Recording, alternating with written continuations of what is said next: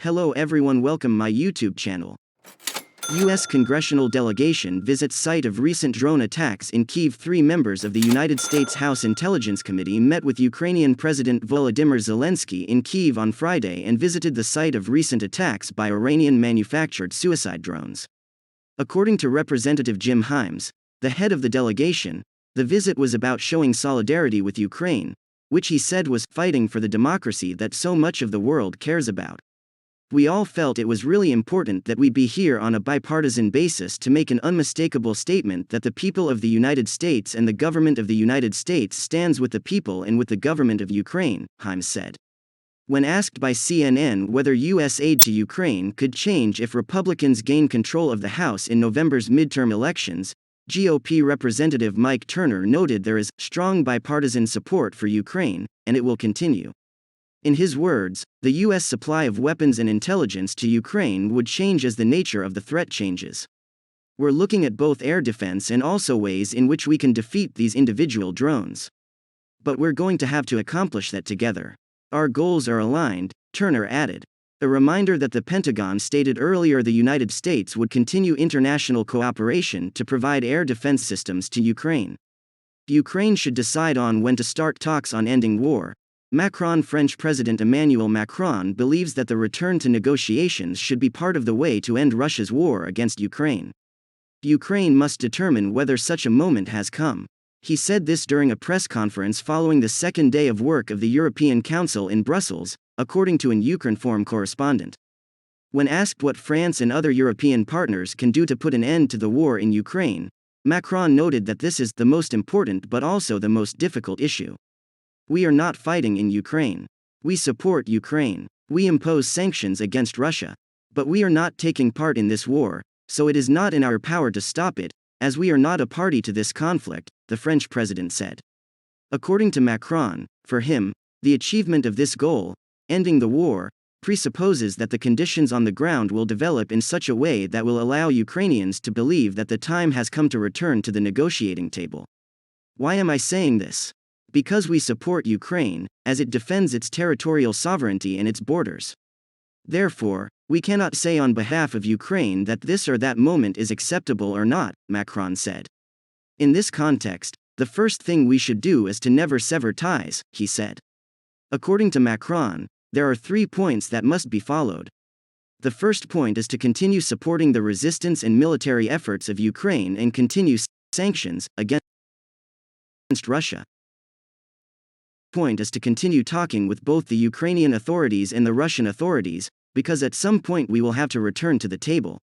The third point is to try to monitor the moment that will be acceptable to return to the table and renew the discussions. And then we have to return to the negotiating table, obviously, first of all, with Ukraine and Russia, but Europe and the international community should also be present there in order to build conditions for peace at this moment. This is the path we should follow, Macron said. At the same time, he noted that it is not in his power to create the prerequisites for this. They depend, first of all, on the development of the conflict on the ground, as well as on certain sovereign decisions that we must respect. But we must all do everything we can to ensure that this moment comes when it is possible. That is why I always assume the possibility of talking to both sides, Macron said.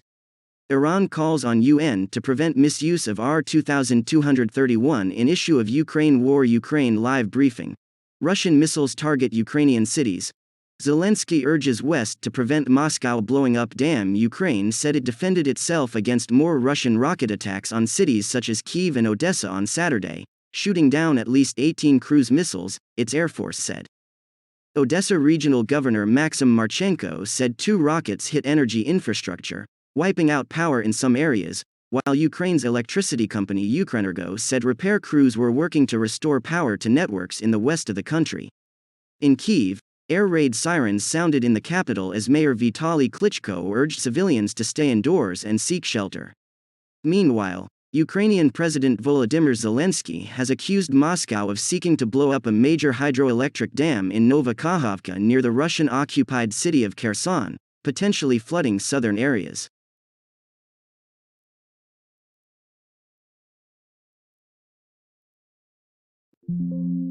Destroying the dam would mean a large-scale disaster, He warned in a television address, urging the West to act powerfully and quickly to prevent such an outcome.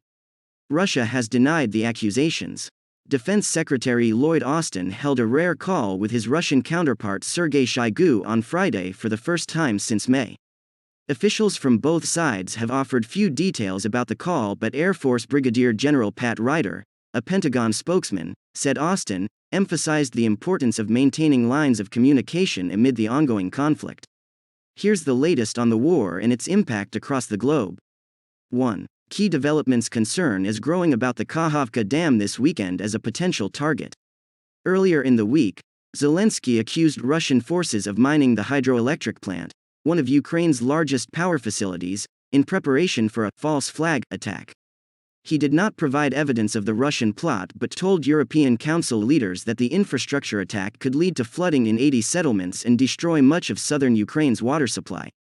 Kremlin-backed officials have hit back, claiming that Ukraine is planning to blow up the 1,956 decameters on the Dnieper River to flood Russian-occupied Kherson and has evacuated thousands of people from the city in preparation. The Washington Post could not independently verify the claims. Washington sees no evidence of Moscow ending the war soon, U.S. Secretary of State Antony Blinken told reporters Friday alongside his French counterpart. Instead, he said the Kremlin was doubling and tripling down on its aggression in Ukraine. Every indication is that far from being willing to engage in meaningful diplomacy, President Vladimir Putin continues to push in the opposite direction, Blinken said. A bipartisan congressional delegation met Zelensky in Kyiv, including Reps. Michael R. Turner, R. Ohio, Jim Himes, D. Kahn, and Eric Swalwell, D. Califf. The group talked about financial support, about our political interaction, about what new anti-European and anti-democratic steps to expect from Russia, Zelensky said. The visit came after House Minority Leader Kevin McCarthy, R. Califf, this week signaled that the GOP would oppose more aid to Ukraine. President Biden said this week he was worried that Republicans may cut aid to Ukraine if they win back the House.